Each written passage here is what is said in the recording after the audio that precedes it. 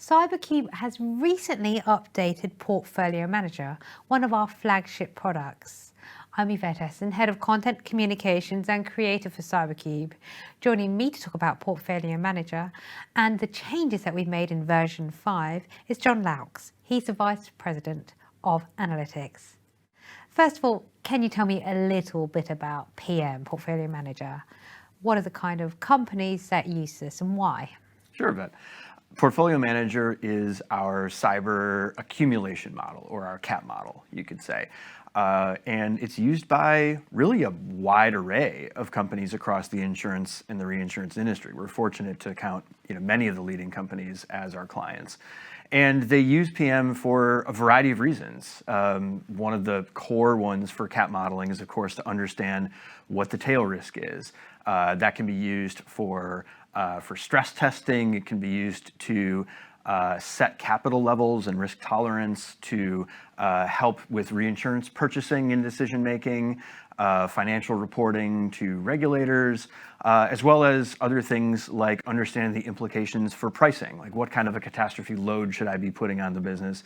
And actually even we did some research with the V5 release around the importance of wordings. So you could also be using PM to sensitivity test the business impact and the tail impact of different kinds of financial decisions that the underwriting team is making as well. So we've made some changes. Why have we made those changes, and can you highlight a few of them? Sure. So we're always looking to update the model and look for the ways that it better reflects the environment, the threat landscape, as we tend to say, as well as the theory of risk that it puts out into the market. And we're not always looking to make significant changes to the model, of course. Stability is one of the things that is important to clients, as well as being responsive. But there were some changes that we thought were important to make with version 5 that we wanted to try to reflect. I think if we had to describe where the market is at right now, the questions we get from our clients are indicative that the accumulations in the industry have continued to grow, and the scrutiny on models and the concern about the tail in cyber has never been higher. And so version 5 gave us an opportunity to really think about the level of rigor, the data sources, and the story that our model helps convey to clients. And we want to be able to do that with as much confidence and clarity in the results as possible. So to give a few specific examples of what that looks like, frequency in the model is one of the things that we spent quite a bit of time on. We updated a couple of our methodologies. We brought in some new data sets. We also looked at about 150 historical events, both how they happened and how they could have happened in terms of shaping what the events look like in the course of the model. From the footprint side, or what you might think of as the blast radius from events, primarily there what we did is we updated the reliance in the model that we see to those technologies, what we call single points of failure. The reliance on technologies only continued to increase over the pandemic years as business has gotten more digital. And so, an event today versus a few years ago is going to affect more organizations potentially. And so that was something we wanted to reflect. And then we also made some targeted changes on the severity side in the model, as well as we've seen more ransomware events in recent years, as we've thought about, again, that balance of true tail risk with some of the more near miss type events that didn't necessarily lead to significant financial damage. Another area we did focus on in PMV5 was the event families as such and the expansion of that. Can you tell me a little bit about that? Yeah, sure. So in our model today, there are 33 different event classes that clients have the opportunity to work with. That's a lot. and one of our goals with version 5 was to make the model simpler and easier to use, both for the novice user, perhaps, who's not used to dealing with the model yet, but also even for the experienced user to make digesting the results and identifying trends easier, as well as reporting to senior decision makers who may not necessarily be as well versed in cyber as the people with their hands on the keyboard, so to speak.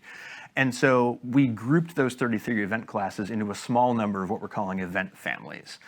And the event families are defined by two things.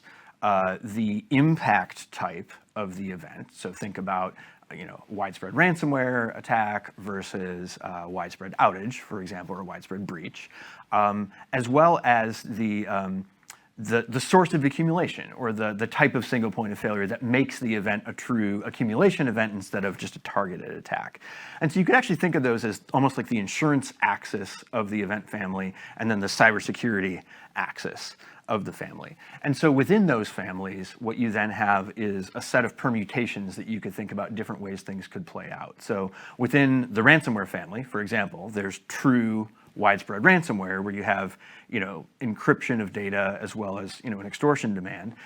We've also seen in the threat environment more recently attacks where there's maybe exfiltration of data and an extortion demand, but there's actually no encryption. So we have some of those variations as well as things that might look more like NotPetya, where it's a wiper malware attack. It's just data destruction. There's no financial motivation behind it. And so it allows our customers to understand the variation that can occur within a family, and also to try to educate them a bit on what some of those different variations might look like. Now, I know you have just put PNV5 to bed, but are we likely to expect any more changes in the near future? In the near future, we're going to focus on functionality updates for our clients to improve the usability of the tool in ways that have been, some of which are new ideas and some of which have been on our mind for a while. Thinking further ahead, we're always looking to update the model to make sure it reflects the threat environment and to be responsive to the needs of the market. What that will look like in the future, it's probably a bit early to say. We do have a number of ideas in terms of ways we could enhance the product further just from what didn't make it into this current version. But we're excited to work with our clients on what that will look like over time. In the meantime, I think it's important. We want to give clients a chance to digest what we've done, get used to the new features and functionality. We're really excited about what the model can do, and we think our clients are going to be as well. Great, thank you, Jon. More information about Portfolio Manager can be found on our website, www.cybercube.com. For CyberCube, I'm Yvette Essen.